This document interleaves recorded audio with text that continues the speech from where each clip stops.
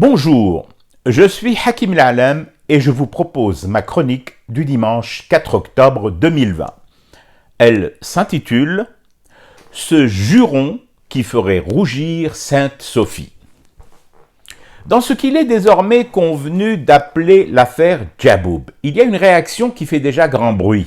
Celle-là ne passera pas inaperçue et elle-même devrait susciter moult réactions. Entre parenthèses, j'adore le mot « moult ». Dès que je peux le placer dans une chronique, j'y vais.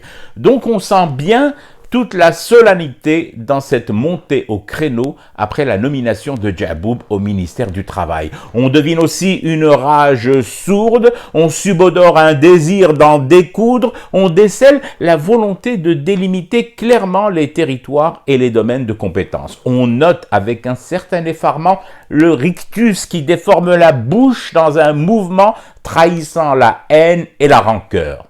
En un mot comme en 100, on se rend vite compte derrière cette réaction que ça ne passe pas.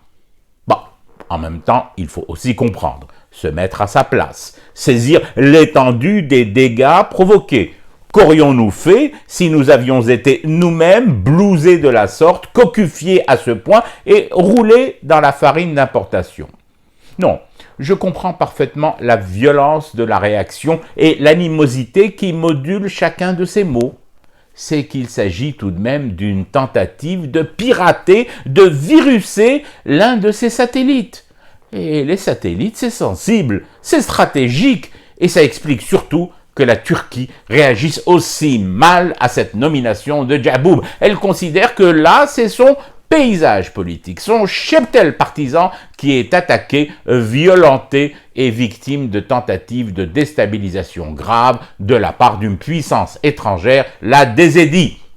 La prochaine étape dans cette escalade? Je sais pas trop. Peut-être la nomination dans l'équipe de Djerad d'un Kurde, un Kurde du PKK comme secrétaire d'État à la diversité culturelle. Là, pour le coup, Erdogan va lâcher un juron qui ferait même rougir Sainte Sophie. Je fume du thé et je reste éveillé. Le cauchemar continue. C'était Hakim Lalem, je vous retrouve demain, toujours protégé par les gestes barrières et les règles de distanciation sociale.